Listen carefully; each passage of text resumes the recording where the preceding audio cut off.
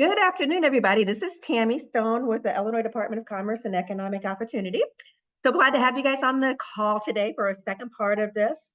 What we're going to be doing today is going through the Notice of Funding Opportunity for the Home Illinois Workforce Pilot Project, giving you what the intent of the mission is with this particular pilot project. And then we'll walk through kind of the application. We have what's called a driven application. So we'll talk about that.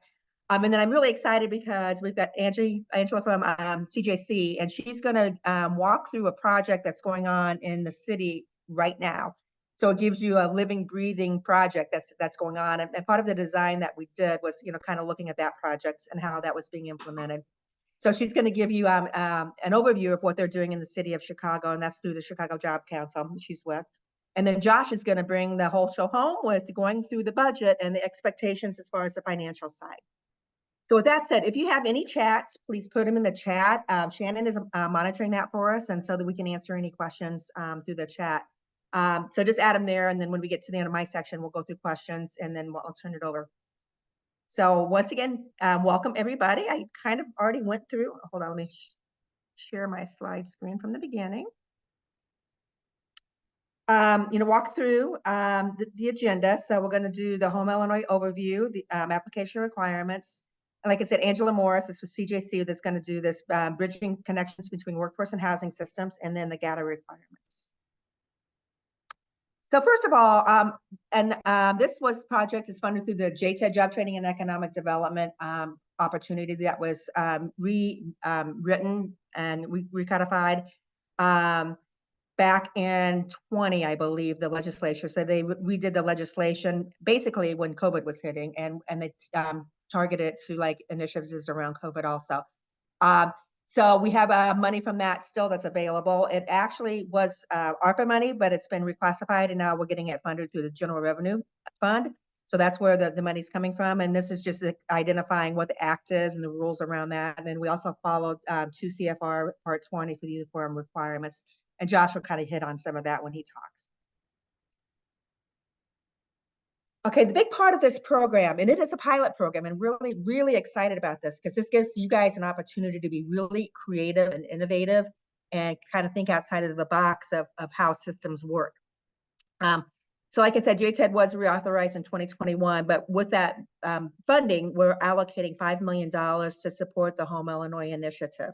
This was a joint effort between DHS, DCEO, IDES was involved with this, and then the Fry Foundation, who also worked with the Chicago project.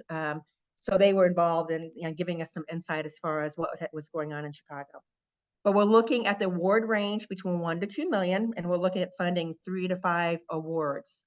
If you get to the higher side on the 2 million, it's got to be a really identified, well spelled out plan as far as what the costs are going to go to with that. But once again, this is giving us a good opportunity to just like really take a look at our systems and how we can make changes and develop a project that is more efficient and can really serve the homeless individuals. The components of this is partnership, key. We'll go through that in a little bit. Employment navigation, very, very important. That's a very key element of this opportunity too. Support strategies, very important. Work readiness strategies. Once again, all of these are key elements. Very important to have work readiness strategies, training and employment, including occupational skills training and work-based learning, and then having an equity-focused program culture. And that encompasses really all of the circles here, that it's designed with an equity focus in mind. Okay, so when we're talking about eligible entities, and I know there's some questions around this, an eligible entity is either a continuum of care that is not administered through local government. So a continuum of care that's like a community-based organization is eligible to apply, or a local workforce investment area. They can be administered within a government entity. So when JTED's rules were written, eligible entities were identified as LWIAs, and it doesn't matter if you're like private or within a government entity. And then it was like community-based organizations. So continuum of cares were not specifically written into that. So that's why with a continuum of care, they have to be either a community-based organization or they need to partner with an LWIA to do this. And I want to stress that it's very important. We need those partnerships regardless. That's part of the requirements of this, is that the lead continuum of care and the LWIA establish a partnerships. It's a requirement of this project. But if there's a continuum of care that cannot apply, then we strongly encourage the LWIA to step up to the plate and be the lead applicant of this. It doesn't necessarily mean you have to administer the program. You can sub, some of that out. But we strongly encourage you to step up and then be the lead applicant for this. So with the partnerships, as I said, the minimum that is that you have to have a lead continuum of care in the area, a local workforce investment area, and one or more organizations that operates rapid rehousing or shelter in the area. And once again, when we talk about area, that's something that can be defined locally too. There may be where you need maybe 2 or 3 continuum of cares in an area and 1 LWIA or vice versa. So it doesn't have to be a one-to-one relationship.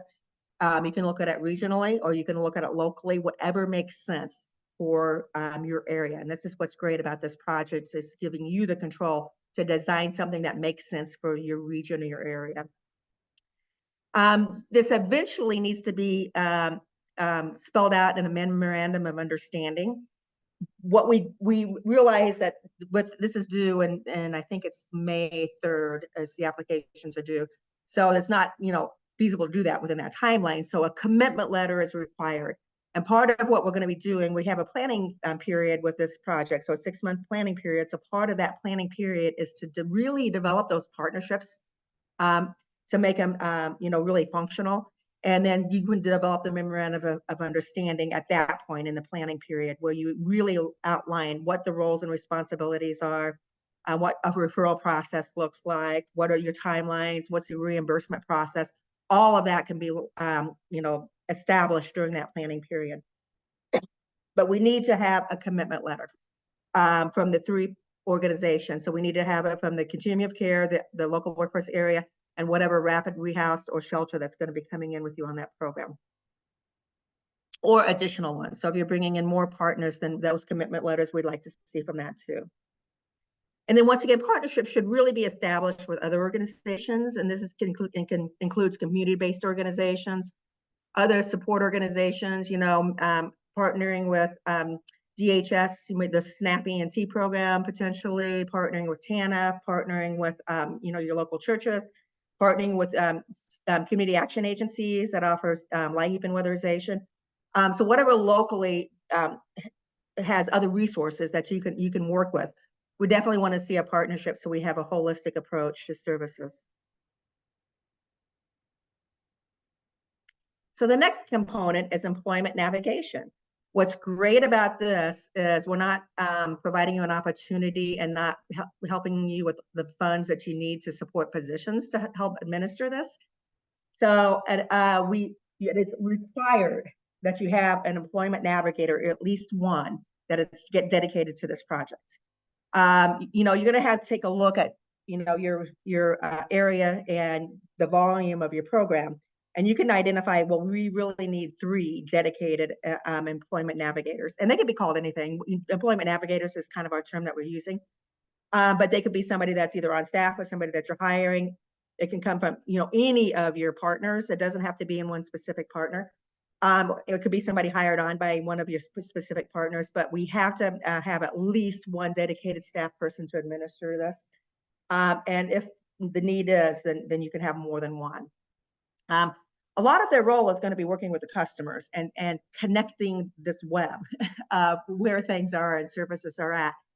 So working with a comprehensive trauma-informed analysis, working with the employment side as far as finding appropriate training programs or work-based learning opportunities, working with the continuum of carers to make sure their housing needs are addressed, that they're getting all the supports related to housing so that we're not worried about that and they can participate.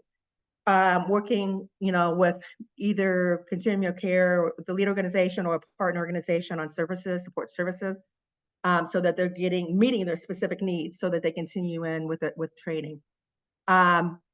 And once again, one of the things that we want the employment navigator to have an understanding of is the workforce system and the COC area.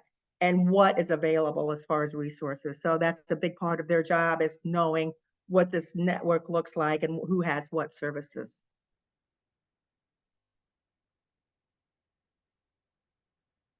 The next part of this, and this is a really key one for the customers too, is developing a clear strategy that are designed to support job seekers. And it includes, but it's not limited, what I have on this particular screen. So a lot of that is around financial supports, dealing with maybe childcare, transportation, food insecurities. Maybe there's some mental health um, needs that they have, maybe some addiction needs that they have. Looking at, if there's anything they need to enter the job force, like if they need any equipment or supplies or tools or whatever that looks like for that individual, depending upon, what they're going into. So it's really a very broad spectrum of services that can be offered. In the original JTED, we call them like supported services or barrier reduction services. We know that a lot of times agencies have like a supportive services policy. But what we would want to see here is something that I always say the barrier reduction is like supportive service on steroids. It provides a much larger benefit to the individuals to get them through humps so that they can stay in training, become sufficient, and then get jobs and be able to stay with employment. So that's what we're looking at. And part of your planning period is going to be to develop this and outline this. We're going to want to know kind of where you're going with this in the application. But in the planning period is really, digging deep into this and developing your supports around the individuals. Other ones include like accommodations. So, what are specific accommodations that individuals need if they have disabilities? Financial literacy. We don't have on here. Digital literacy is huge. I mean, everybody needs to have digital literacy in this world now. Counseling, work groups, mentoring, peer supports. And then once again, we want to make sure that we have equity in this whole area too when we're looking at connectivity. So, connecting people to the internet, that's low cost, no cost. Making sure they have devices, because, now, especially after COVID, we have a lot more of, remote work and remote learning. So making sure that they have those things available and they have not only that, but then they have maybe somebody that's helping them work through, how do I get in on my computer? How do I set specific things up? So being able to, help them so they can function within a digital world and be able to complete the tasks that they need to complete.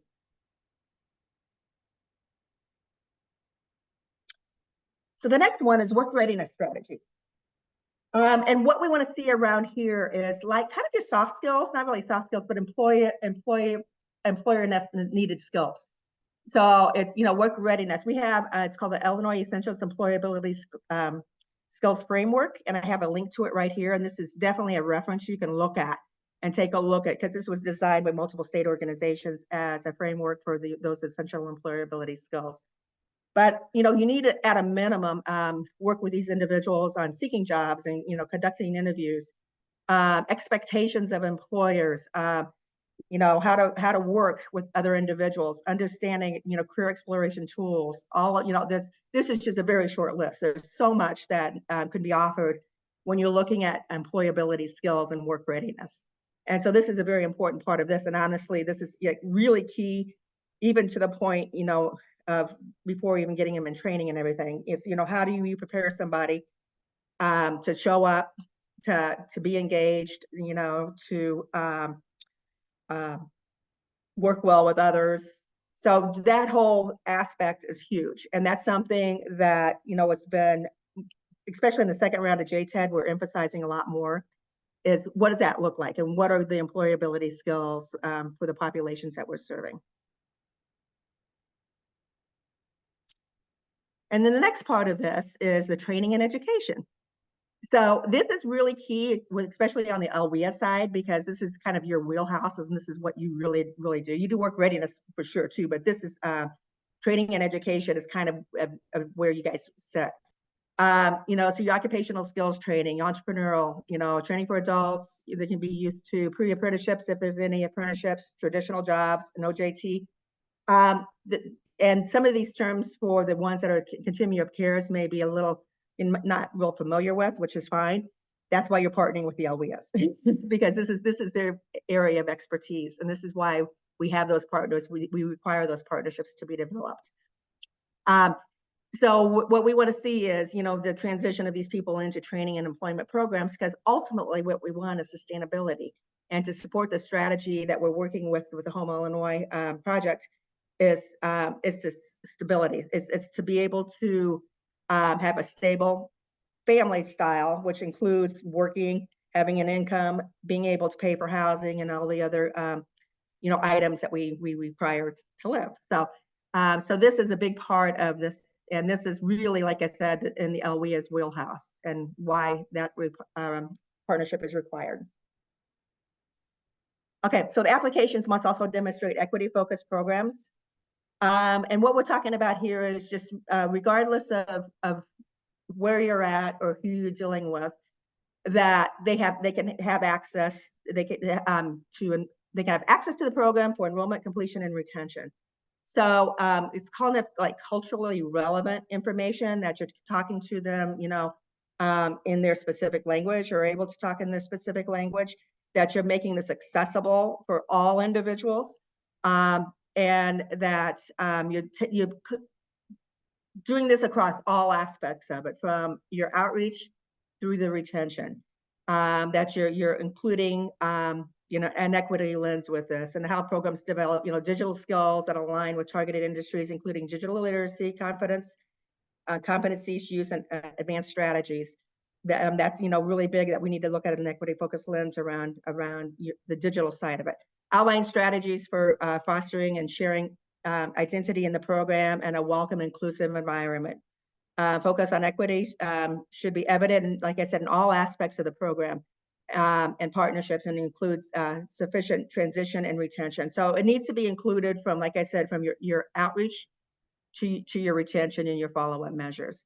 And we would want to see this, that you're using an equitable lens when you're filling out your application, and then that's included in your application.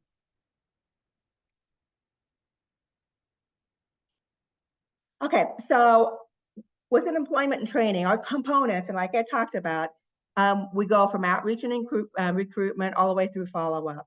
The LWIA is very familiar with the process of this, and the continuum of care is, or it should be interjected in all of these processes also. This is a partnership throughout this entire plan, with your continuum of cares, with the LWIAs, with any external partners. They should be interjected within all of these different components. And we're just going to go through these quickly.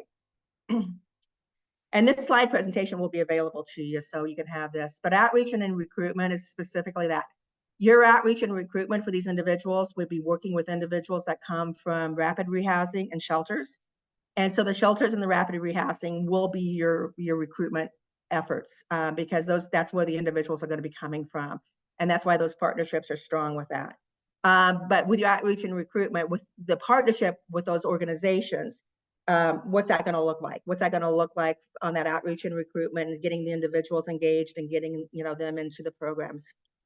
Employer engagement. A lot of this will happen on the LWIA side. So what are the employers that are in that area? What's the job market?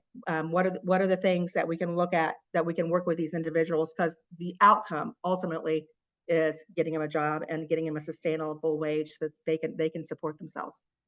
So and a lot of that will lean on everybody, but that's also a big part of the LWIA role. Career planning, and this part, and from here, and all of this actually encompasses the your navigator, the employment navigator, but career planning. So we need to develop a plan for these individuals that needs to be specific to what their goals are. We want to make sure that it's holistic, and we want to make sure that it's family focused. So what is, the career plan needs to be developed for these individuals when they come into this program. And once again, the employment navigator is really key to a lot of these roles when we're going through all of this. Training programs, and we went through that. What are the options? What are the training programs, or what are the types of training programs that they can go into? They can go into an occupational skills training to learn specific skills. Another thing that I always think is really good, and I'll click to the next slide, is the work-based learning component. So in some situations, you may just try and get them into a paid work experience, so they have, if they haven't worked for a period of time, so that they have that experience. And you can work with your employability skills in conjunction with your work-based learning. get them into the workforce, and then really work with them as far as, okay, what's your next step? What do you want to do? What would your ultimate goal be as far as, a career? And then maybe get him an occupational skills trade. I'm just throwing that out as examples. There's all different kinds of ways that you can move this. Your support services and barrier reduction funding, once again, these funds, like I said, whoever does that, the lead agency has to be an eligible entity, but the lead agency can partner with anybody, as far as a continuum of care or LWIA, and then they can partner with community-based organizations. So maybe they have a community-based organization that is really good with dealing with barriers and during support services. So you can contract, these to other of your partners. So I'm not, one organization doesn't have to do this all. And that's the whole thing. We want to make sure we're building this new program, pilot program, that's bringing everybody in and everybody's contributing to the success of the individual. So support services is huge, and it's another, and there's plenty of money in this. So there should be funds available for these individuals to help them eliminate barriers so they can stay in employment and they can stay in training and be successful. And then so the last two, and I'm going to, is placement and follow-up. So once again, we are really strong on this side with working with the employers and dealing with placement and follow-up. But once again, this is a role for all of the partners. And then it's also a role for the employment navigator, a key role for them. Okay, so I'm going to speed up a little bit because I know I've been talking a lot. Okay, so performance measures. I want to get through this area. We have specific goal standards, matrices, and we have reporting requirements. So I'm going to walk through this, and this is all in the NOFO. You can find all of this information in there. So as far as the goals are concerned, for LWIAs that are on, this isn't like WIO where it's not as stringent. We do have specific goals that we want to accomplish here, but this is a pilot program. So we want to make sure we're, for one, developing a design of a program that is could be sustained. Once this funding is maybe done for this one, or hopefully it becomes very successful, and then we'll be able to find more money to support this. But we want to make sure that this pilot program is something that could potentially, work and be sustained in the future.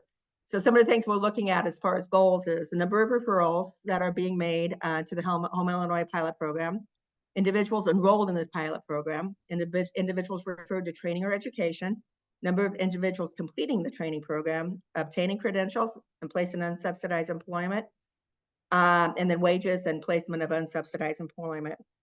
And then one of the other factors we're looking at is housing status at referral to the program, and then housing status 3 months and 6 months after the program. That's a really key element because that's showing sustainability for these individuals. And then there could be other measures that we're looking at. Since this is a pilot project, there may be other things as we have done that we want to see, specific things around. And that's not something that you're going to be addressing in the application at all. In the application, you're just going to give us some ideas of, based upon you're looking at your capacity and looking at the need. We feel like this is the number of people that will be able to get into the program and provide these type of services for. So you're going to identify, to us basically what the goals are associated with the, and we'll be negotiating that when we pick the applicants. We'll be negotiating those specific goals. Okay, so our standards, applicants will be required to project the plan and actual performance goals and matrices. So that's one of the things that are going to be required, especially when we're doing the negotiation process. And like I said, the final negotiations will happen, with our department. So you can give us an idea of what you anticipate that you're planning to accomplish with this, but then we'll negotiate all of that once we make our selections. Okay, so one of the things that's going to be required for you guys too is to participate in a learning community.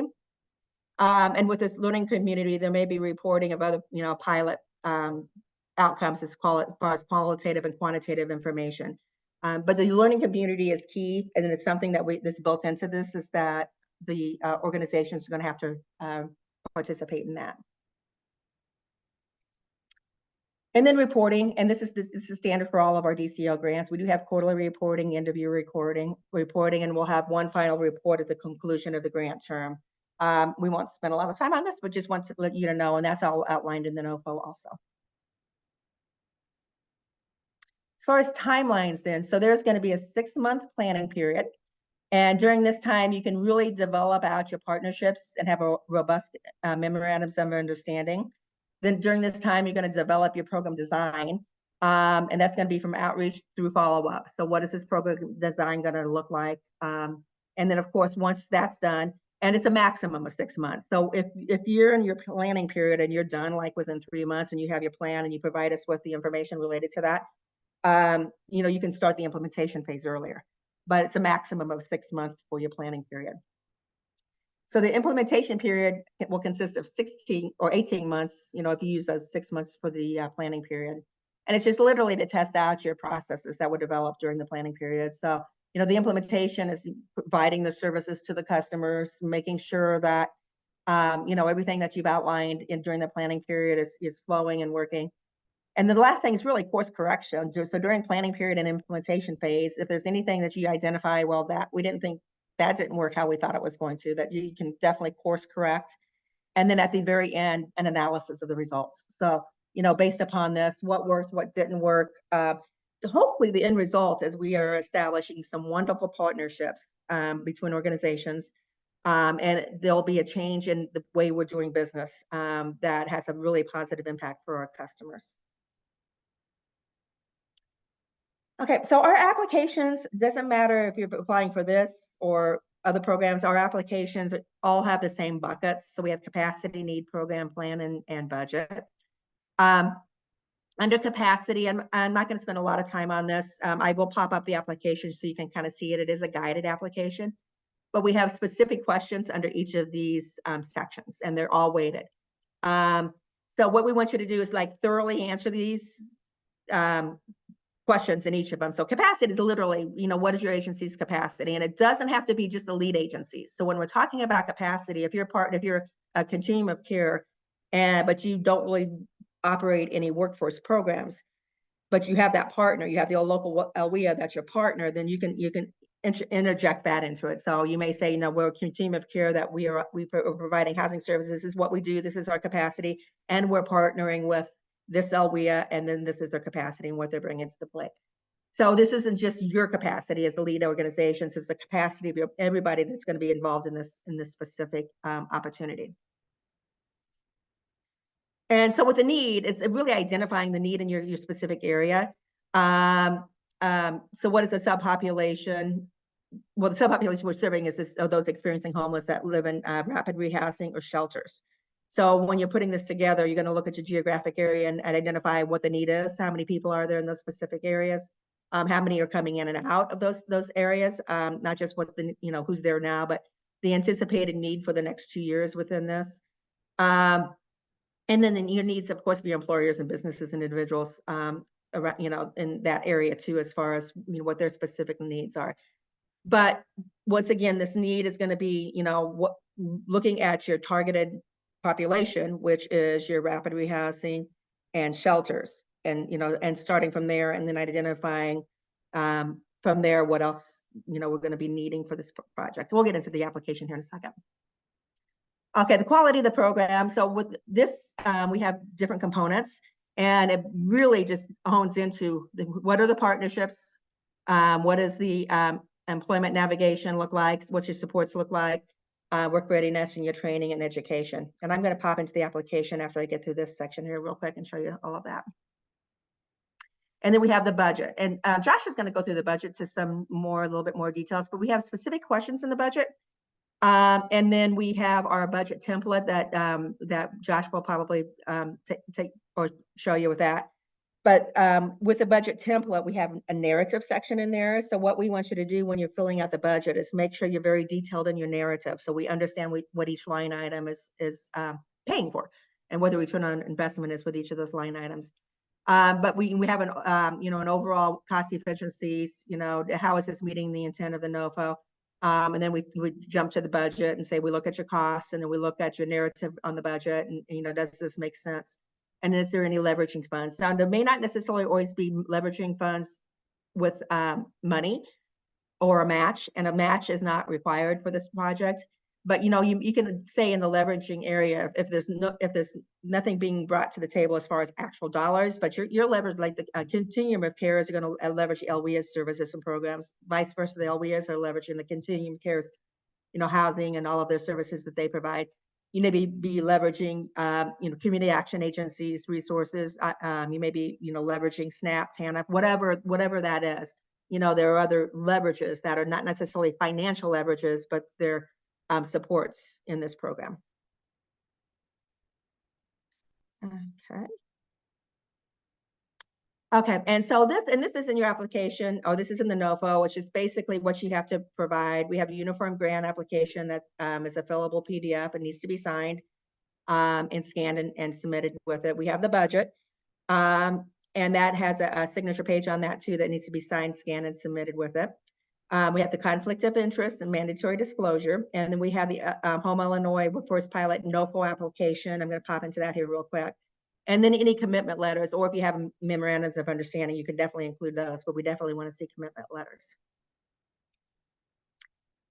And then this is our evaluation. So these are the numbers. This is how we're going to be looking at it. Your capacity is 25, need 15, program plan 45, and your budget narrative is 15 for a total of 100 points when we're doing our merit review. And these all go through a merit review process for the applications.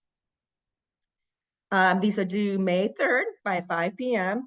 We are going to have office hours. They're going to be on Tuesdays from 2 to 3, and they're starting April 9th. So it's going to be every 9th, 16th, 23rd, and 30th. There's a link here, and then you can also go to Illinois WorkNet site. If anytime you want to find anything about Home Illinois, the best way to find it is Google WorkNet Home Illinois, and then it'll pop up and you can find it right there.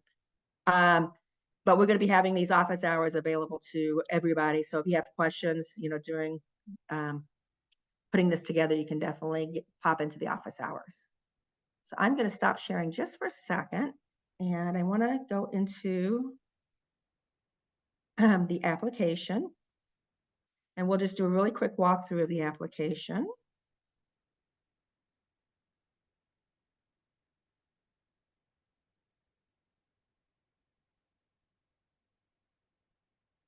Is that up? Did that change? Yes. Okay, perfect. Do we have any questions, Shannon? I guess I should ask that first. Yeah, you want to answer a couple of questions, Sarah? Yeah, that'd be great. Josh has done a great job of putting some of the questions that we can answer, like will this be posted? And he put the WorkNet link in there so everyone has access to that. So thank you so much, Josh. A couple just like quick questions we can go through. Someone was asking if it's okay to ask for less than the $1 million. Oh yeah, you can. So yeah, they would just range in there because we're thinking 3 to 5 applications, but if you can come in under $1 million. Okay, awesome. So the next one, there was a question about a workforce development nonprofit. It says, so a workforce development nonprofit could apply, ? It has to be an LWIA, local work. It has to be an LWIA, and they have to administer the WIOA program. So, and I think we have, what is it, 22 LWIAs across the state? Yep, that's correct. Yeah, so it has to be a local workforce investment area. Okay, going off that one, could portions of COCs and portions of an EDR be included, or must all counties of a COC and all counties of an LWIA be included in the application? No, and once again, this is your design. So there, if you take a look at the maps, and we've got that in the NOFO, there is definitely crossovers. So there may be like 2 LWIAs with 1 COC, or there could be a couple COCs with LWIAs. So it's a local design. We're not. It could be a one-on-one. So that I think Madison County has a one LWIA and a 1 COC, lead COC.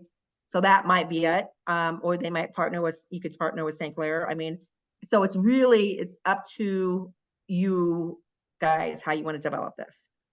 Going straight off that question, there was another one as an example. If Lake County were to apply, would our area be our county or the entire region for? So you're just saying that would be up to each individual. Yeah, it's up to you. It's up to the people on this call how you want to design that. And honestly, it should be really designed around what makes the most sense for customers too. you know, and the movement of customers.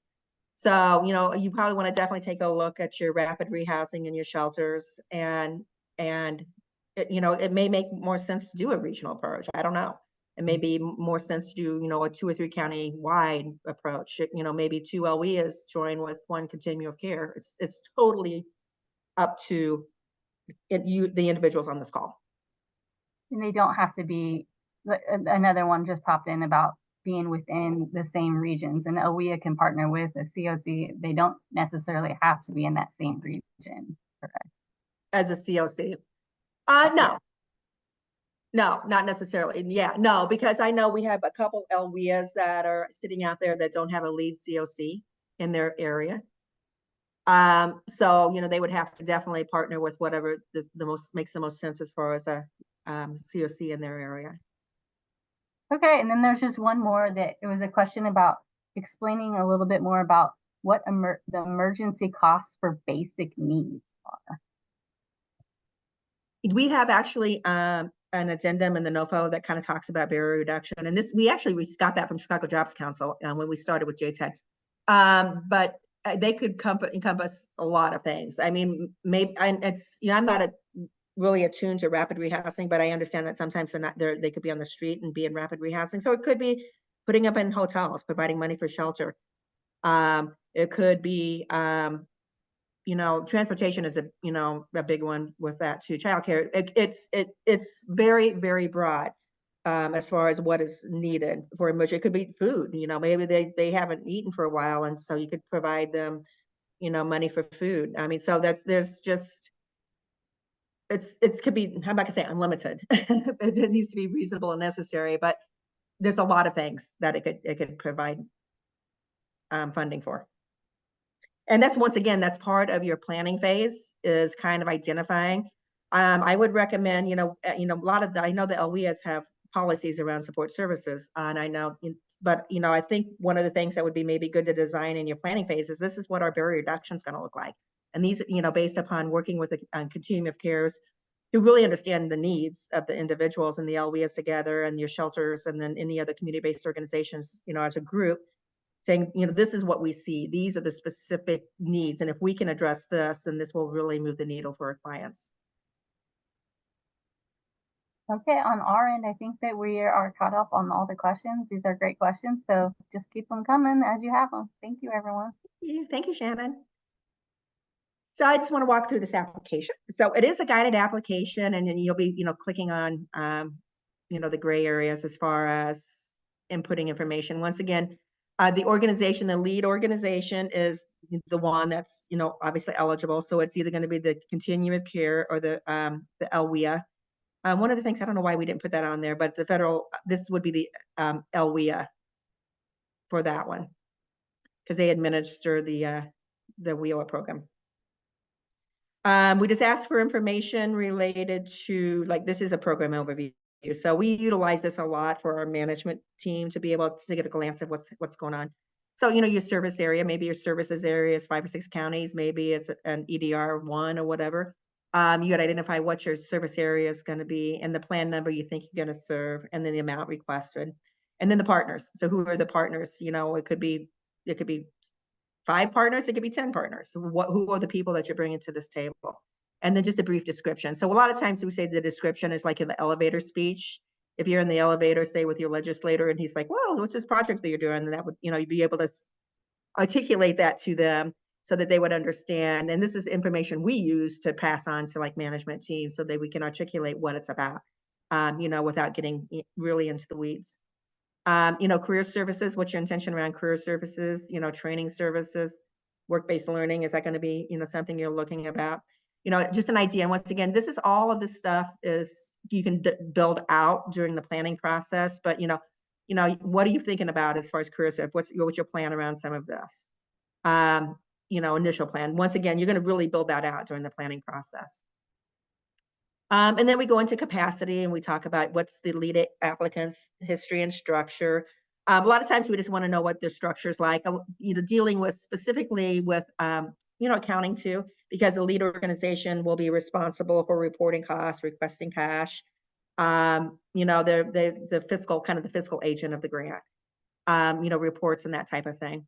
And then, what's the capacity, related to this NOFO. So what's your experiences? And once again, you don't have to limit this just to the lead agency. So, if you're the continuum of care, that our experience is this, and this, and we're partnering with LWIA, whatever, and this, this is what they're bringing to the table. So we want to be able to see for the project, what are the experiences around that. We have a staffing plan. So, just kind of who and what organizations would be looking at program administration, outreach and recruitment, support services, data entry. Here's a continuum of care of the LWIAs. If you're working with training providers, if there's going to be any workforce board partnerships, local education.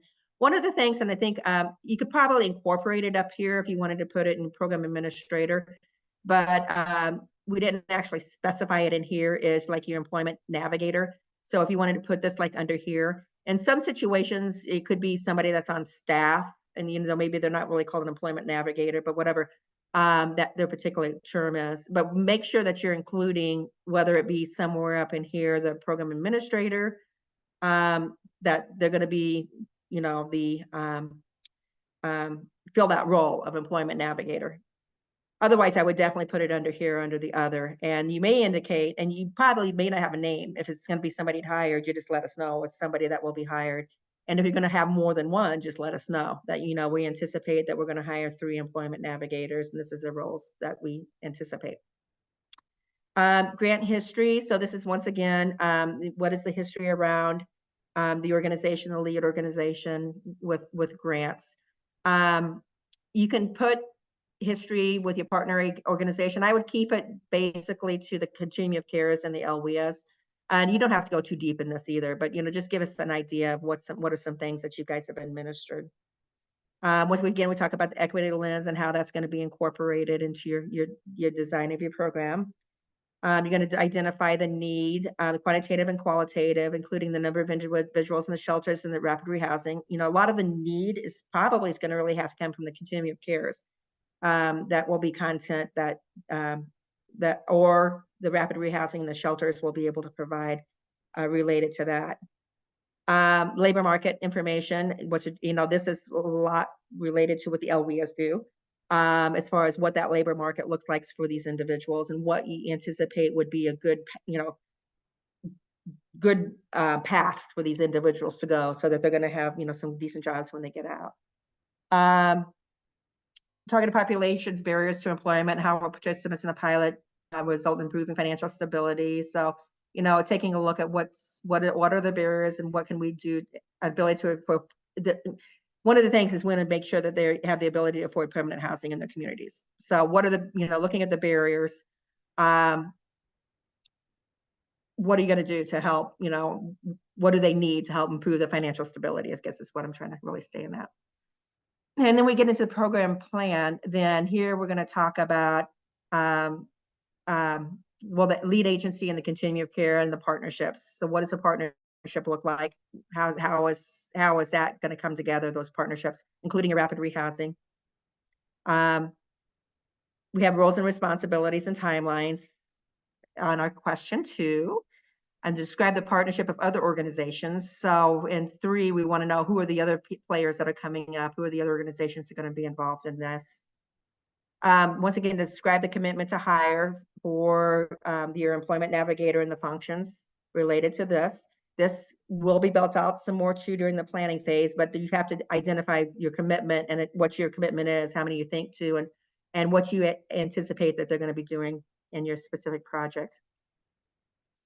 We want to make sure that we're doing human-centered practices. So your experience around your human-centered practices is what we're going to be looking for in 5. Explain the project strategies and designing support job seekers, including support services. So we're getting into those support strategies. And once again, that's going to be probably built out in a lot more detail during the planning phase, but you have to give us your overall, thoughts around what you're going to do with that. And other local resources and funding available to complete this project. So, obviously if what's going to be the LWIAs, continuum of cares, if there's any other organizations, if you're bringing in community colleges that are going to be working with you on this, what's that going to look like?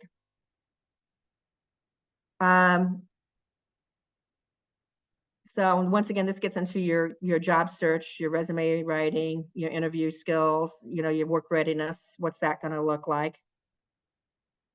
And then the education side, so that describe the strategies for finding the right education and education services that then support the employment goal. And once again, these individuals have to have a career plan that you're utilizing that really supports this whole process as far as what their needs are.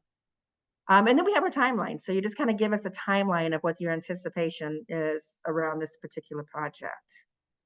And then the last part of this is the budget. So, we want to know the justification of the main budget items and analysis of cost efficiency and relationship, the cost with the planned outcomes, a detail of the budget. So this is actually the budget part of this right here. So you're going to go to the Excel file and complete that. And then when I talked about, any leverage resourcing, so this talks about cost efficiencies, return on investment, and long-term sustainability. And if you have any leveraged match funds from work partners. Now with the funds, if you have funds, that's great to let us know. But also in the whole application, you're explaining, resources you're bringing to the table too. So you can just, identify, we have resources that, are the basically kind of in kind that, from other organizations that we're working with that's paying for the training and paying for whatever services. So this is the application. It's not too crazy, which is nice. I'm going to stop sharing this. Any questions on any of that? I don't see any at this time.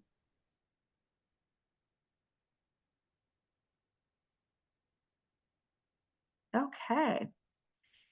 Well, with that, let me stop this PowerPoint. And 1 second here.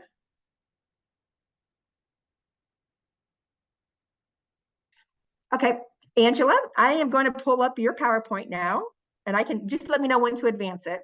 So Angela works with Chicago. I'll let her explain, but she's with Chicago Job Council, and I'm so excited she's able to join this because they the project that's going on in Chicago did influence our NOFO and what we're doing here.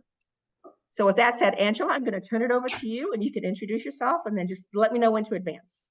Great. Thank you, Tammy. Thanks for inviting me to be here. Thanks to you and your team and DCEO. My name is Angela Morrison, she, her pronouns. I am the Policy Engagement Manager at the Chicago Jobs Council, and I will be sharing about a project. Actually, the project has actually ended. So it was a 2-year project called the Employment and Income Navigation Pilot. So another pilot. It ended in December, just about December of last year. And if any of you were at the Chicagoland Workforce Development Symposium last fall, this information will probably be very similar, will be probably very familiar to what you saw back then with the partners that presented there. So adapted for these purposes here, but really excited to see what DCO is doing in this opportunity around the state with CLCs and LWIAs. Events. We can move forward. Thank you. So the Chicago Jobs Council, we are a policy and advocacy organization. Shameless plug for that for my organization. We function somewhat as a workforce development intermediary, and we keep job seekers at the center of all that we do, and equity as well. And the ways that we do that are advocating for job seekers through research and about pressing matters for the field, developing policy recommendations and sharing them out broadly. Another way in which we do that is building capacity for the organizations that provide workforce development services. So we have a team that develops curriculum and courses and offer these through trainings and learning cohorts. We learn from leadership academies, and we like to base a lot of that curriculum and in our courses on the best practices for the workforce development field. And finally, the last way that we do our work and perform our function is by trying to influence city, state, and federal policies to help increase funding for our public workforce system, advocating and creating equitable pathways, and eliminating barriers to employment. Next slide, please. So the project that I'm going to share with you all really grew from the Employment and Income Task Force. That is an affinity group of the continuum of care. which is housed and nested at All Chicago, Making Homelessness History. And that is the local in the region where we are located here in Chicago and for Cook County. They are the CLC coordinating agency.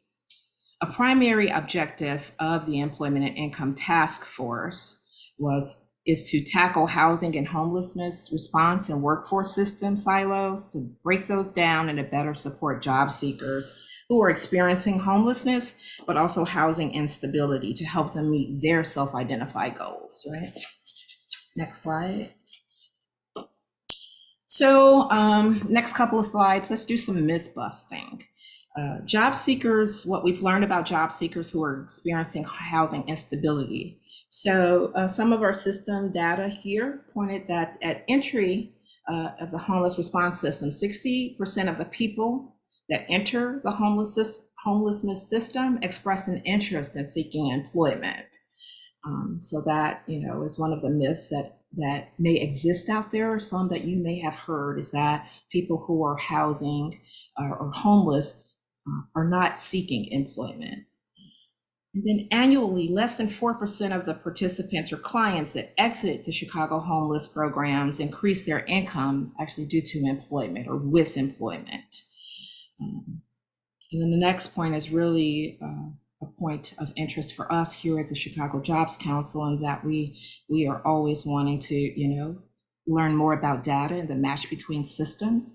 A data match between Career Connect and for our point of reference, Career Connect is the data system that the Chicago Cook Workforce Partnership, so the coordinating agency or the administrative agency for LWIA 7 here in Chicago and Cook County, uses for their reporting for them and their sub-grantees. A lot of their WIOA information related to sharing employment opportunities, referrals, and client outcomes are captured in Career Connect. And then HMIS is the data system required by HUD, the Department of Housing and Urban Development, to collect client level data. So a data match between those two systems show that very few people are being served by both of those systems. So a little bit over 2.3% of WIOA participants in that Career Connect systems were reported as or self-reported as experiencing homelessness. And then the data match was that less than 1% of the people who experienced homelessness really interacted with Career Connect. And as you all know, WIOA represents the largest bucket of funding from the federal government that comes down to the states to administer workforce services. So the data match between those systems is pretty startling and of a concern. Next slide, please. So this priority population, as mandated within WIOA, is usually working or very much interested in working. So one of our partner organizations and one of the lead agencies on the Employment and Income Task Force is Inspiration Corporation. So back in 2018, they did some research which showed that 77% of the people that are entering the coordinated entry system have a work history, actually a work history of at least 5 or more years. And 74% of those people had some previous had worked in the previous 12 months. 72% of those folks had a high school diploma, and about 50% had some college experience.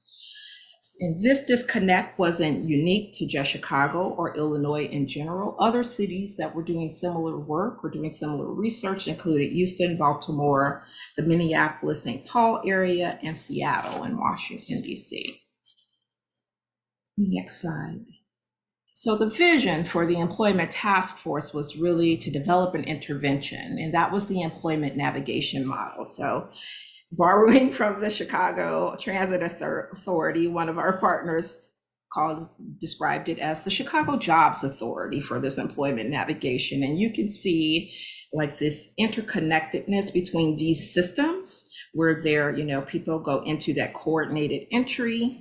And then for the employment navigation, the focus was connecting people to an employment navigation provider for employment services, and additionally, having a provider or group of providers that can provide some sort of benefit assessment for some of the people that are homeless or experiencing housing instability. Employment may not be the track for them. They may have health conditions or mental health need mental health supports where they are eligible for benefits like Social Security disability benefits. So we had a provider partner to provide source services, so connecting them to benefits assessment, walking them through that process, because employment might not have been something that was the immediate track for them, but getting them a support to increase their income seemed like the best path, and just want to just flag that is very touch intensive for the providers that provided those services, because that can be very intense services and a long process to get someone connected or approved for Social Security benefits. Next slide.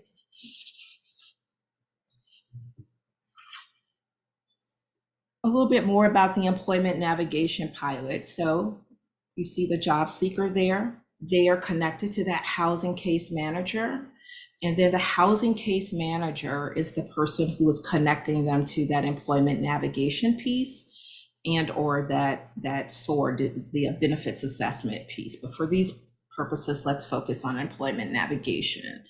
Our project here in Chicago was supported with an employment program manager that helped coordinate at that COC level a lot of these moving pieces in bringing folks together, bringing all of the service providers together. So keeping in mind that your housing partners, your employment navigation partners, the coordinating agencies such as that COC and that ELWIA should all be walking lockstep together and wrapping around services in the plan and developing the services and making sure these are client-centered for good outcomes and good supports.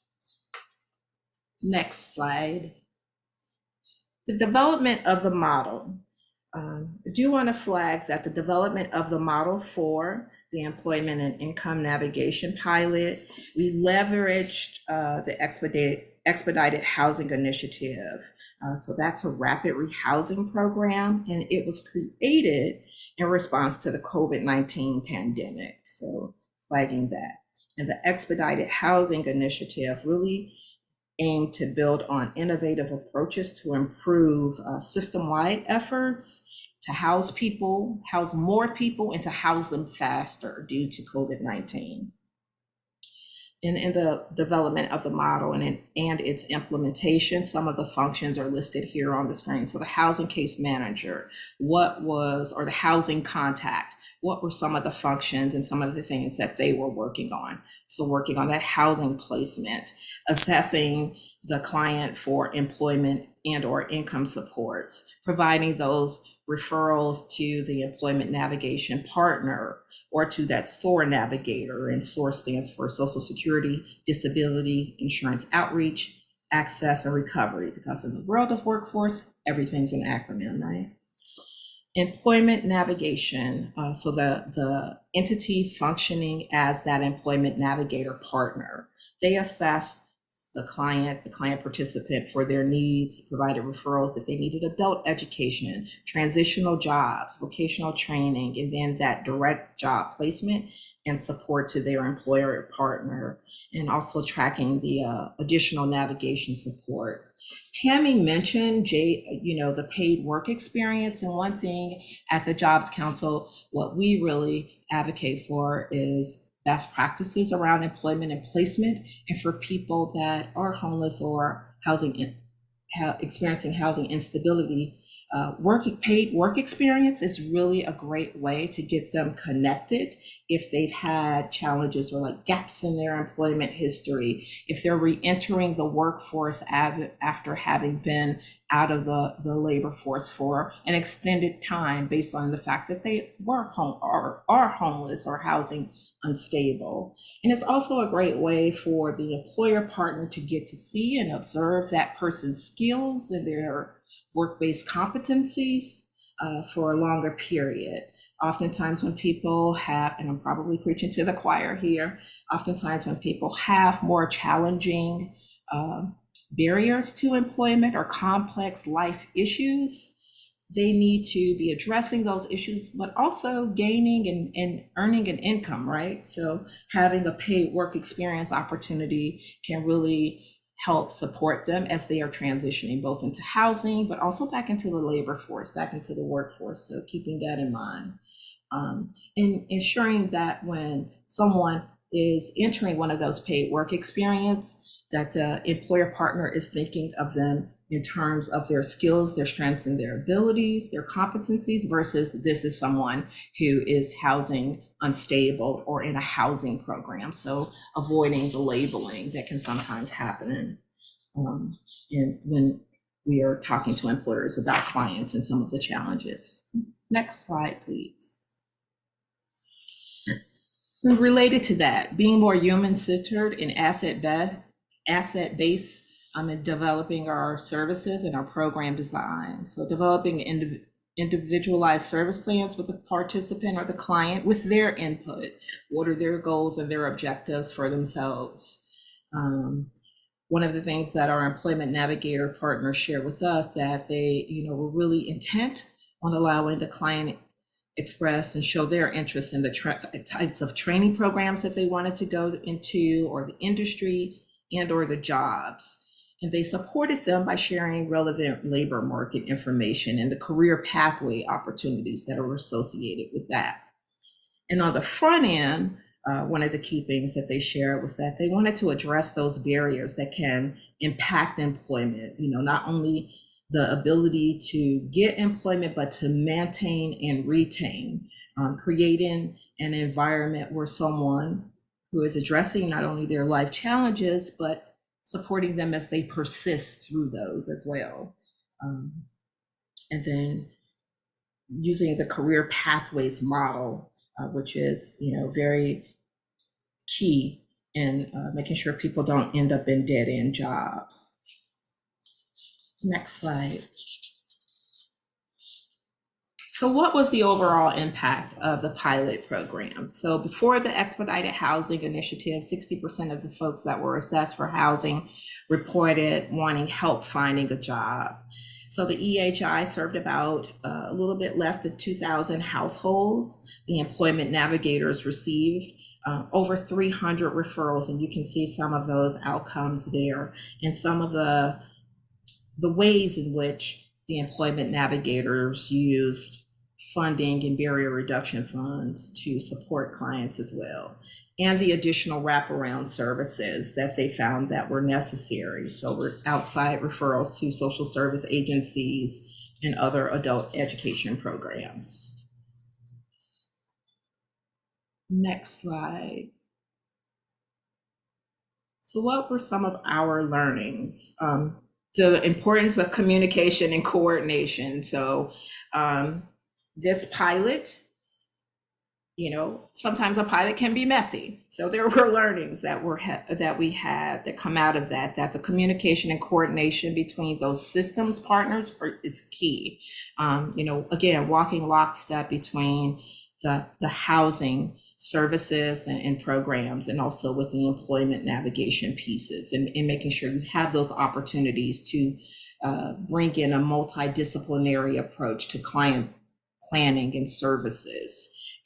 Bringing in, if those entities are in the housing or employment side don't have the capacity or the competencies around mental health supports, we want to be bringing those resources in to support people. Housing instability and homelessness is traumatizing, right? So we want to be making sure that we are connecting folks to the supports that they need. And also, I remember one of our partners shared that, if someone gets the keys to their home, employment might not be the first thing we need to be sending them to day one. They may need to take some time to sort of talk with their housing case manager, their employment navigation partner, and just breathe, right? To take some time and sort of adjust, and then building a great plan that wraps around them more holistically. Some of the trainings that we learned were really key and essential in building a great community of service providers and support for the clients, establishing those clear roles and expectations between the navigation piece and the housing piece, identifying turnover, that impacts organizations, but those can still impact people who are in client services, and being aware, creating a warm handoff to a new staff person, making an introduction for them if that is necessary. People don't always want to be their story or what has happened to them. Trauma-informed care and wraparound services. We also developed some equity training, not only for the staff within those systems. So equity training, addressing hidden biases that people may bring into their work and not self-identify or even know what they have.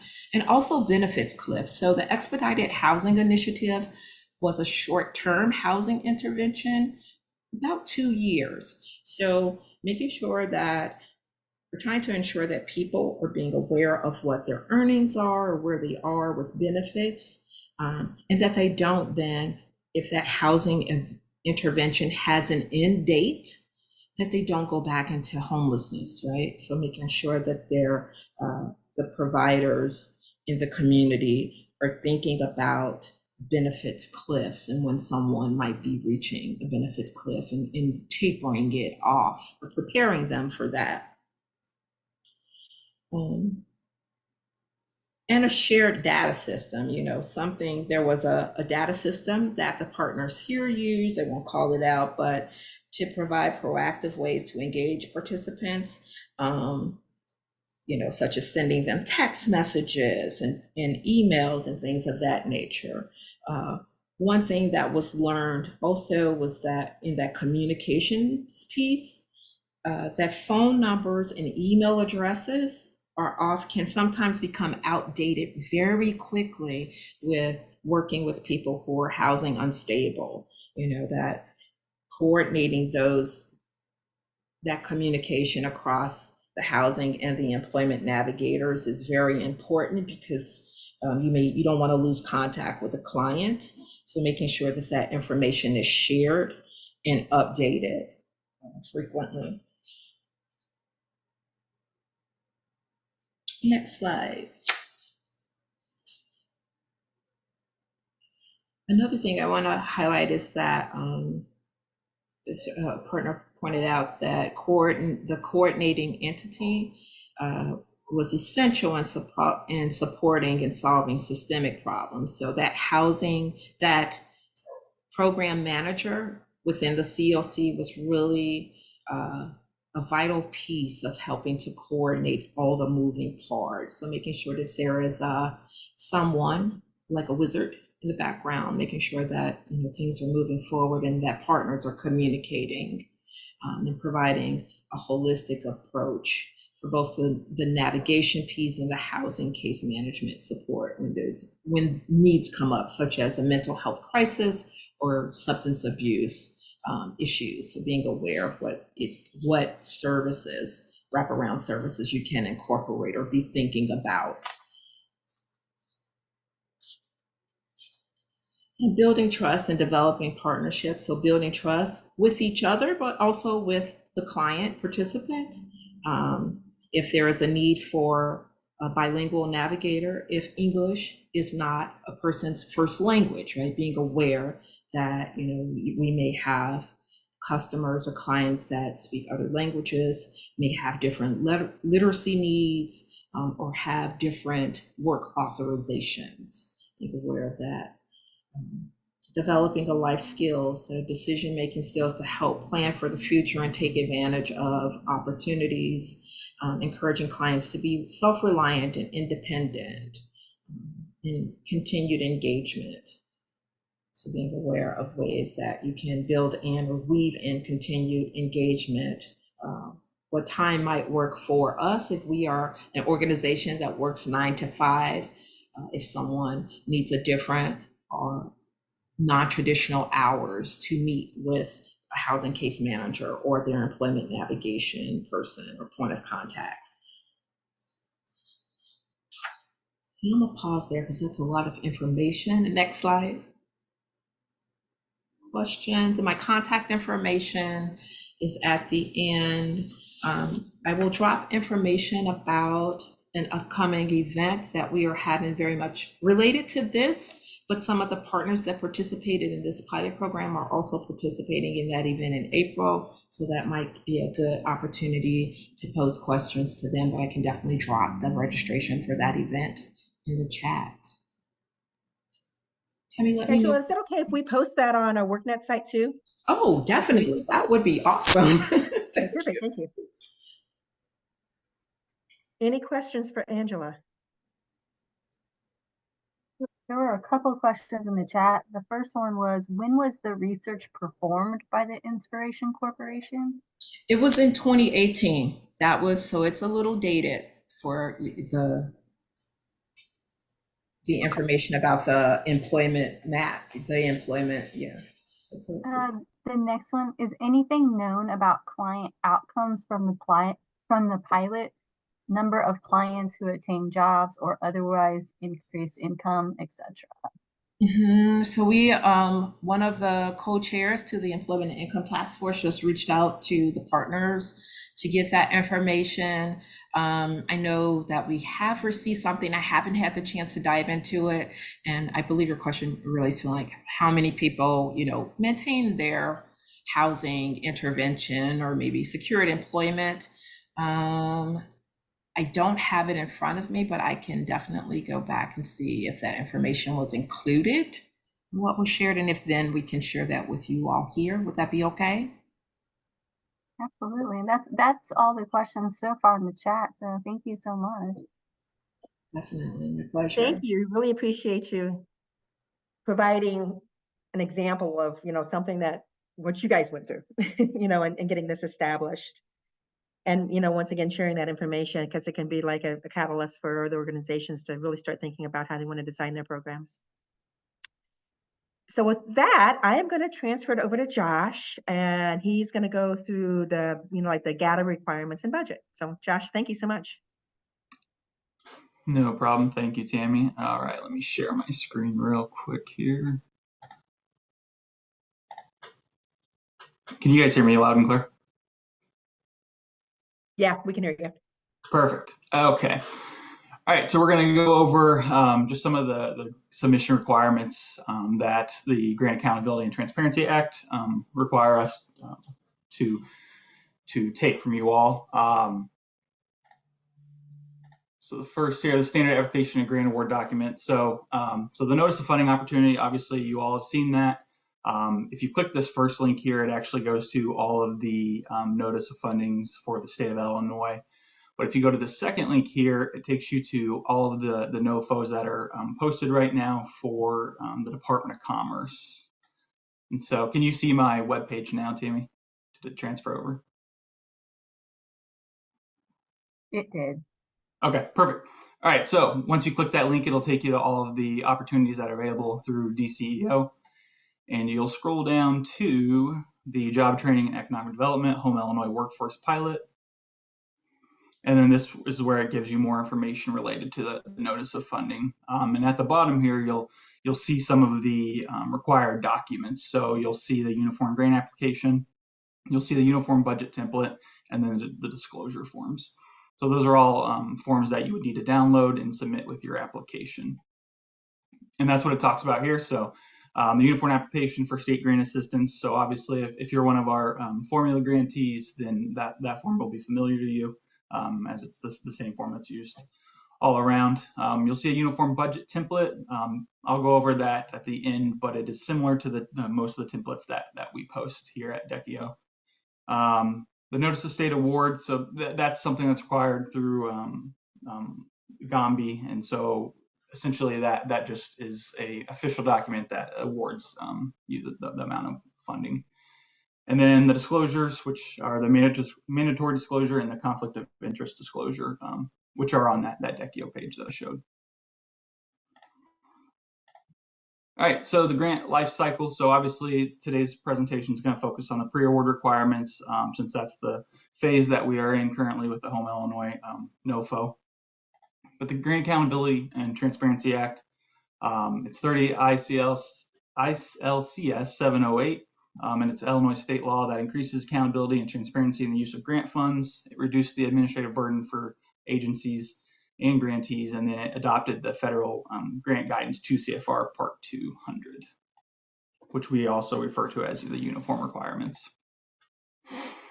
All right, so some of the pre-award requirements, some of this may not be applicable to some individuals that are already grantees with Dekio, but you must register. So I believe on the next slide here, you'll see a link to grants.illinois.gov, and what you'll do is it'll pull up this page here.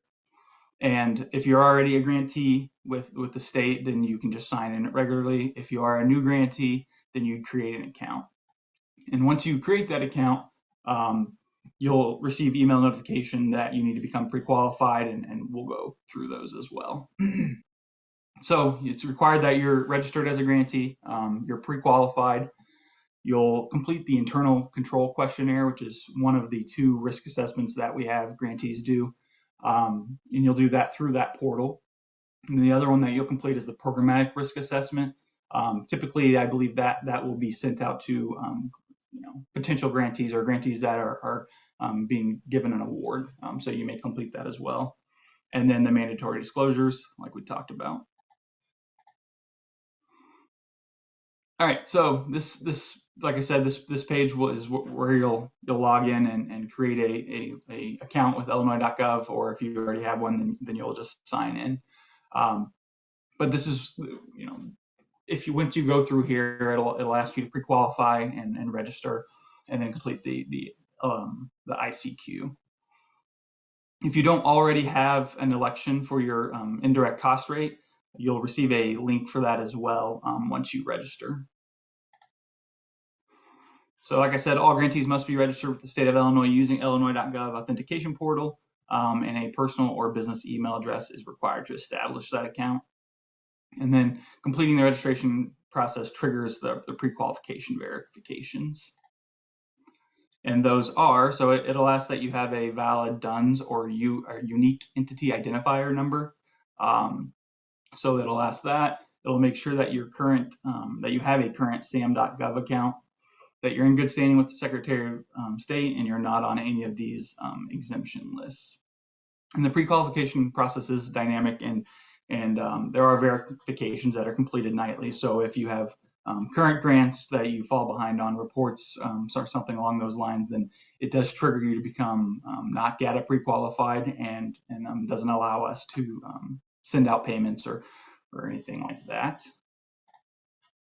Once you've completed and there are no issues, you'll receive a qualified status. If there are issues, the GATA portal emails qualifications. So like these are the ones that we see most often. So the UEI is not current, the CAGE code isn't current, and then the Secretary of State is not within good standing. All right, so the fiscal risk assessment, which we call the ICQ, it's automated and it's through the portal. It is completed on an annual basis, so if you have not completed it this year, you would be required to do so for this notice of funding opportunity. And then, like I said, the programmatic risk assessments conducted by us, Dekio, in the application process, and it is unique for each NOFO, and it's typically completed if the proposal is recommended for funding. But those 2 risk assessments determine your risk profile, along with any monitoring that you have with current grants. And then those are input into your grant agreement once it's executed.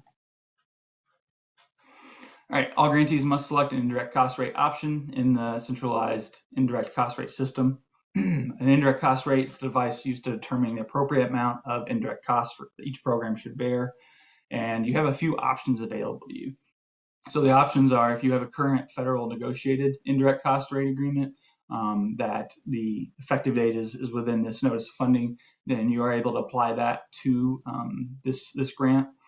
If you already have a negotiated rate with the state of Illinois, you may apply that to any of your DCEO grants as well.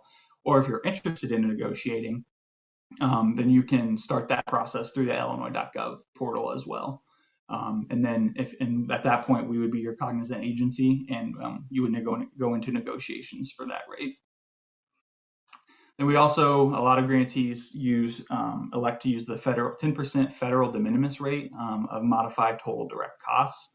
I'll go into a little more detail when I show the uniform budget on how that would be completed. And the other option is you can decline to take any indirect costs. All right, so from the drop-down menu, there's different information that's related to indirect costs if you wanted more information. You can also reach out to me if you have questions about which route you'd like to take. All right, so the uniform application for state grant assistance, that is one of the required documents. There's agency information that's already been input for this funding opportunity. So your responsibility is just to complete the applicant portion. So that it comes with information for the applicant, contact information, key project information, and then your fiscal information. And there is a certification at the bottom where an authorized signatory is required to sign that. The uniform budget template, that is another required document that you'll send in Excel. So it's modeled after the standard Form 524 federal budget template. And then when completing the uniform budget, we just ask that the requirements or the costs that you enter are allowable, reasonable, and allocable. And I'll go over that as well. So the purpose of the budget is for, we want you to be as accurate and concise when completing the budget as possible. That helps us make sure that we know exactly what you're seeking, and we know what your end goal is. Because many times the budget tends to be the weakest part of the application. We see that a lot of program staff and the fiscal staff might not be working on it together, and there's disconnect between the budget narrative and the program, the application and the uniform budget. But submitting a strong budget in your proposal benefits both you and the funder, because it demonstrates that a program is feasible. It demonstrates fiscal responsibility of taxpayer funds, and it helps the merit review team comprehend the vision of the project. And just keep in mind that during the negotiation phase, you may be asked to increase or decrease budget amounts or explain some costs that you've entered into the uniform budget. So the budget that you submit in the initial application that's due in may not be your finalized budget that's used for execution. All right, so we're going to go over some of the budget expenditure categories that you'll see on the uniform budget that we provided. And this is for an operating grant. So I won't go through necessarily all these. I'll just go through some of the ones that seem to trip individuals up when they're completing the application. So personnel and fringe. So obviously that's pretty self-explanatory. Travel is typically not one that is messed around or messed up with. But equipment and supplies, we see a lot of individuals kind of not misallocate where they need to input that information. So in reality, anything that exceeds $5,000 of per unit acquisition costs is going to be labeled as equipment on the uniform budget. So anything that exceeds $5,000, it would go on an equipment line. Anything under that would be with supplies, or anything under $5,000. So even if it's a computer or a printer, as long as the acquisition cost is less than $5,000, it's considered supplies for the uniform budget. And then contractual services and subawards. It's a legal instrument by which a recipient or subrecipient purchases property or services. A lot of grantees confuse that with consultant or professional services. So it's just important that essentially if it's a service or a good that's being provided, then it's contractual. If it's it's a skill set or something along those lines that's being, that you're asking for, or for somebody to come in and to perform, then it would be a consultant fee. Another one that seems to be confused a lot is training and education. So this line is essentially just for training staff and employees of your organization.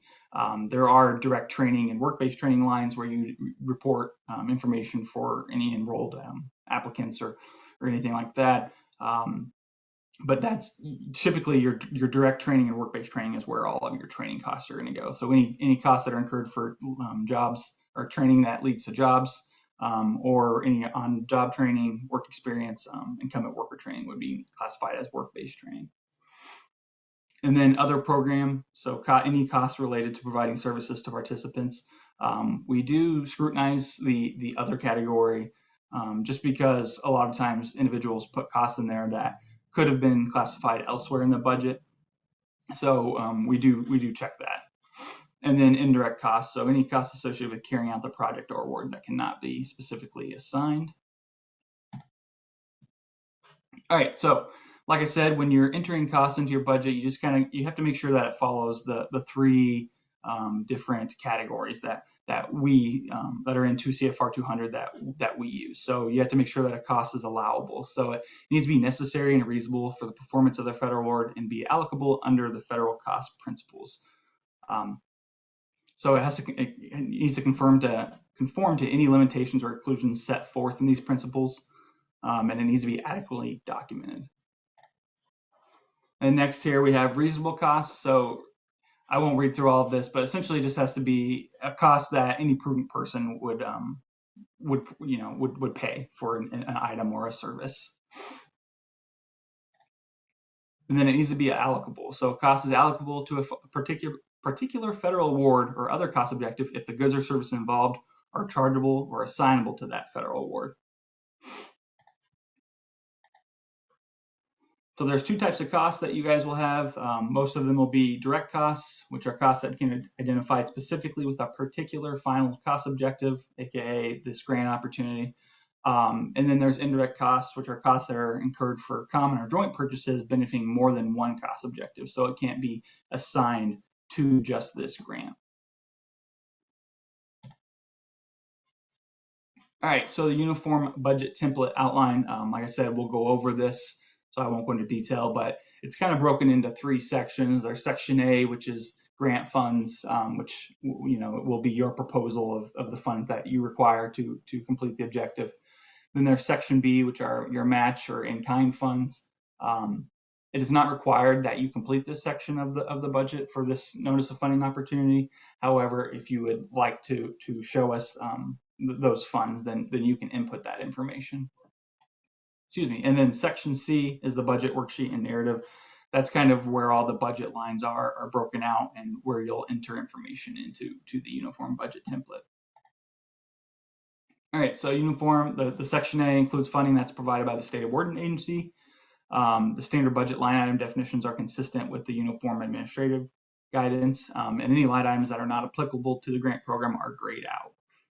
And there may be grant-specific line items, which are the training lines in this case. All right, so these are the different articles of the grant agreement. Anything in part 1 is standard for DECIO in their grant agreements. So these just go over the different articles here. And there's another page of those, so it goes into equipment and property, insurances, and things like that. And then a uniform grant agreement part 1, the exhibits. So the exhibits are input by us, the grant managers and the program managers. So any deliverable or milestones will be in Exhibit B, contact information, performance measures, and then any conditions that come about from those risk assessments that you complete will be in Exhibit E. And there's two other parts to the uniform grant agreement. So there's grantor specific terms. That's kind of where OET, or the Office of Employment and Training, enters their specific requirements to the grantee. And then part 3 is any program specific terms that are used. All right, so before I go over to the uniform budget, I wanted to just hit on this. So the resource that I showed you all before is right over on this right-hand side, and I'll go to that screen. Okay, so here we're in the actual, grant opportunity or notice of funding opportunity. But if you guys go to the video and training resources, and this is kind of for newer grantees, but there's different, there's an overview of programs, there's preparing for a grant with Decio. There's multiple training videos that our Office of Accountability has put out for grantees to view. And it's, like I said, it's tailored towards some of those that may be new to trying to get funded by the Department of Commerce. And then they also have here where you can register for training sessions. So they do hold a virtual office hours on Tuesdays at 2 p.m. And then they also have specific topics that they cover once a month or twice a month. So this month it looks like it's pre-qualification training and then other various topics that are scheduled here. And then the other things that I've linked on here is the link to the 2 CFR 200. There's a Word document that talks about admin versus program costs. And then there's a procurement PDF. So let me look, see if there's any questions first before I move over to the uniform budget template. So I'm going to stop sharing real quick.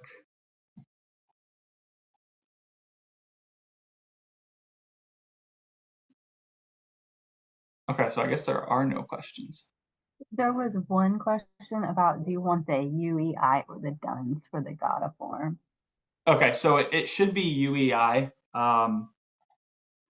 That the DUNS kind of, or UEI kind of replaced DUNS, but there's kind of a lag on some of our forms from transferring it from DUNS to UEI, but it should be your UEI that you'll input on there.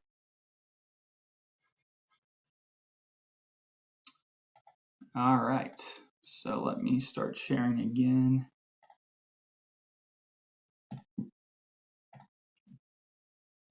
All right, so this is the uniform budget template for this notice of funding opportunity. The first tab here just talks of the general instructions of the form. Doesn't look like there is a program instruction, so you'll only have to worry about reviewing the general instructions that are on most of our uniform budget templates. But section A here, the only information that's required is that you're going to input the organization name, your UEI number, and then that's really it. The rest of it should be pre-filled for you all. You won't know your grant number until you're awarded funds, so you can leave that portion blank. But the rest of this fills in from using formulas from other sections of this form. So you'll see that I've input some different costs in here just to show you all.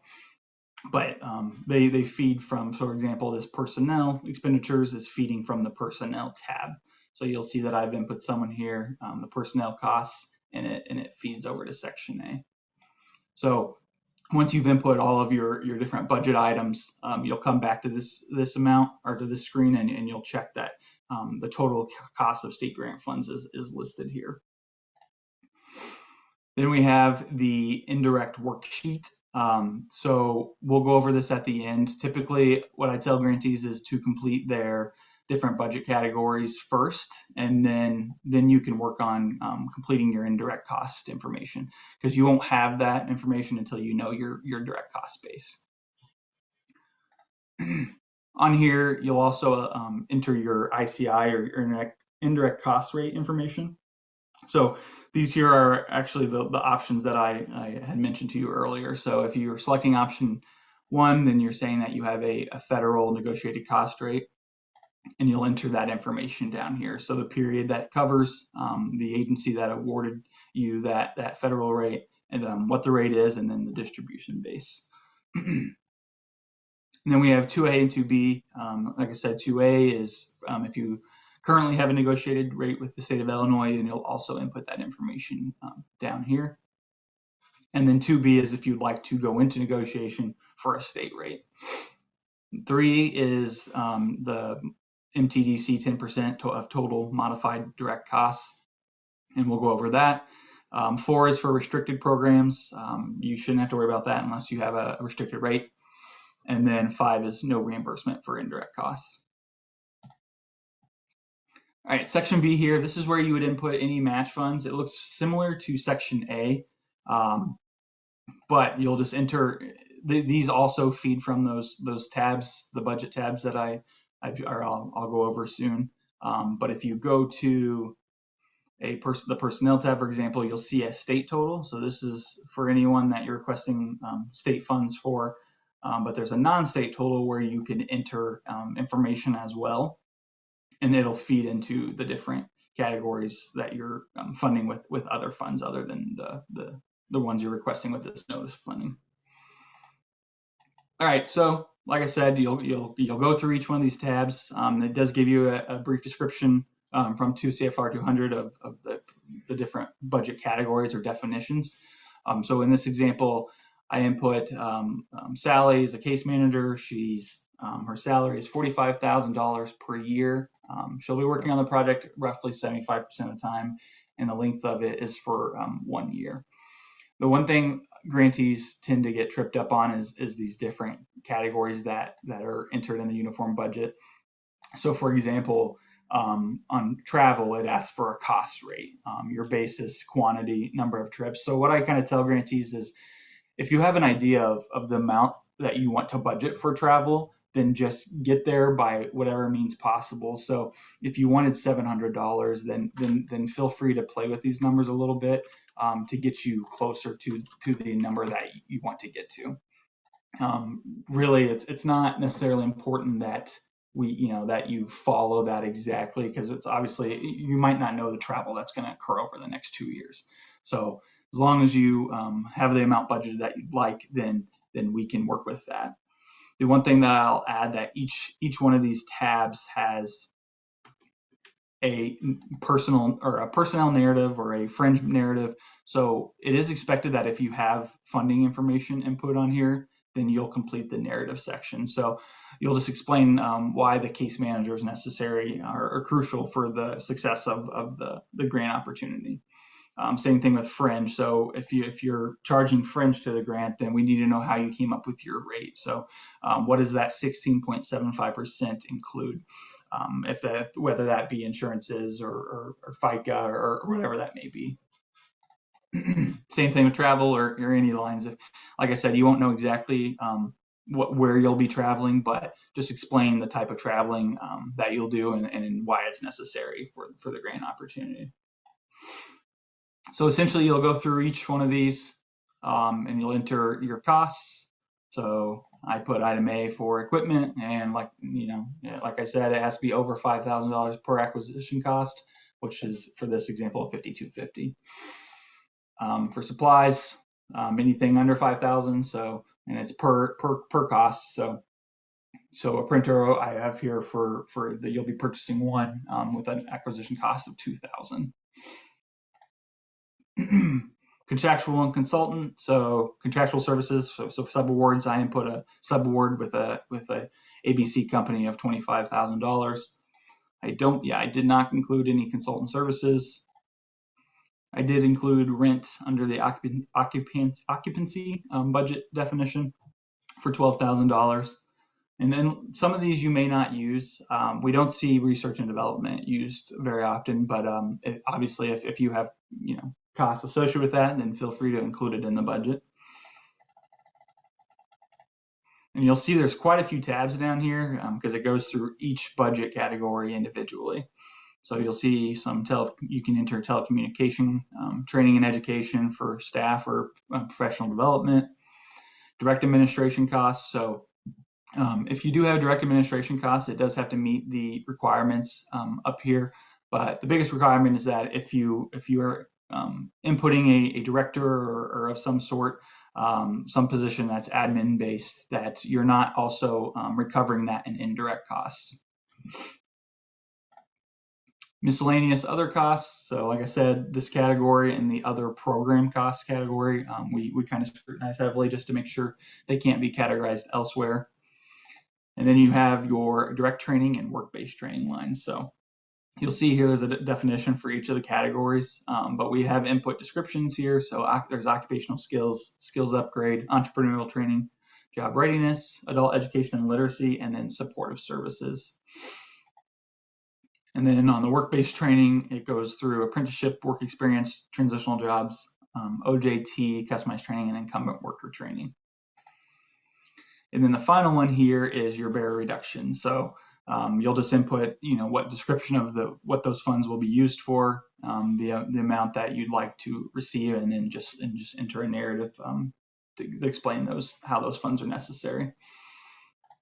And then the last one here that you'll need to review is the indirect costs. So once I'll come back to that. Once you've completed all of your different cost categories, you'll find that you'll have your total costs state grant funds, which is here in F31, which is your final amount. But you'll notice if you are taking indirect costs, that amount's not input yet. So what you'll do is you'll go through and you're going to enter all those total costs into column F here. So you'll see that if you don't enter it, it gives you an error message. So total must equal 1 in section A. So what that's saying is that 1 in section A is 33,750, and I haven't entered that yet. So you'll enter that and you'll see that the error goes away. So you'll do that for each one of these.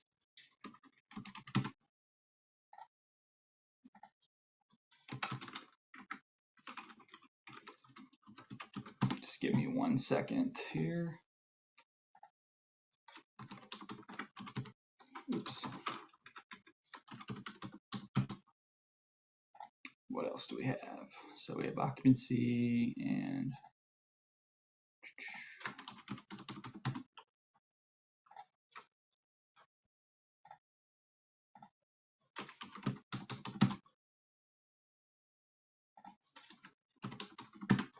all right, so you'll see that the total program costs here equals the total costs that are here as well. So that means that you've entered all of your total costs into the sheet correctly. So now what you'll do is you'll take your indirect cost rate. So for this example, we'll say that you're going to use the negotiated indirect 10% modified total direct costs. So you'll enter that rate here. A lot of grantees forget to do that, but you'll enter that 10%. And then you'll see here in this column I, there's notes. These notes are tailored specifically to individuals that take, or grantees that take the 10% of modified total direct costs. So it helps you complete section G. So it's telling you if the costs that you've budgeted for can be included in your indirect cost rate or excluded. So anything that's excluded, you'll have to pull out. So for example, your equipment costs, it says that it must be excluded from your indirect cost rate. So, or your indirect cost base. So you'll exclude that amount and you'll see it pulls it out from there.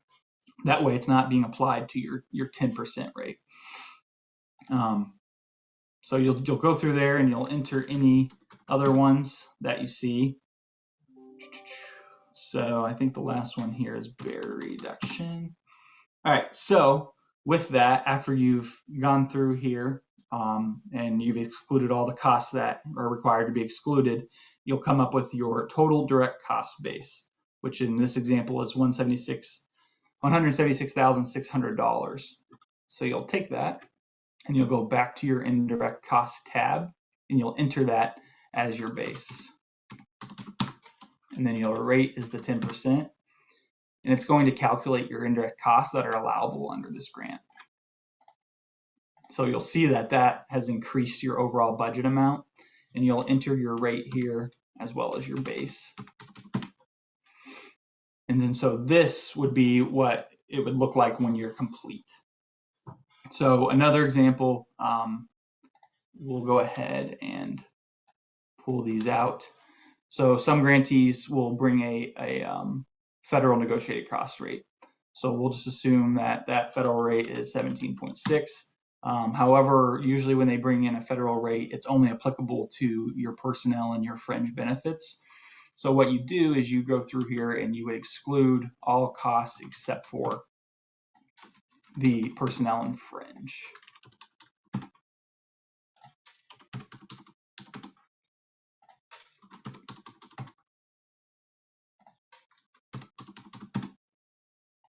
Okay, so you'll see that that significantly decreased your total direct cost rate, but your rate is higher. So you'd take that amount, which is 39,403, you'd come over here, type that in there, and then change your rate, which was, I've already forgot it, 17.6.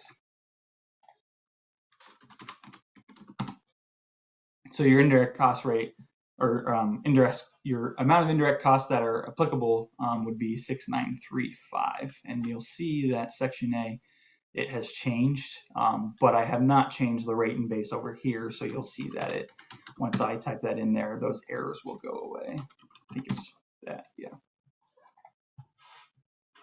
So that's really it. Once you're finished entering, like I said, all your budget categories, you calculate your indirect cost allowed, you have your overall grant amount that you are going to come in for with your application. So the last thing that you would do is you would come to this certification page and you save it as an Adobe PDF and then sign this document. So it does state in here that it has to be a CFO or equivalent or an executive director or equivalent, but it does not have to be both. So as long as one of those positions is signing off on the budget, then we are good. So you would attach this form with your Excel document when you submit your application. And that really is it. Let me see. I don't see any questions, but let me stop sharing real quick so I can check the chat. I don't see any questions. Does anyone have any questions if they want to go off of mute and ask?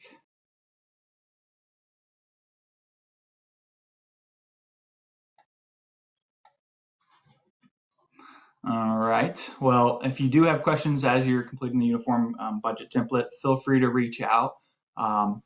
If you have questions related to like pre-qualification, I can input an email address that's with our Office of Accountability where questions such as that could go. And I'll put that in the chat now.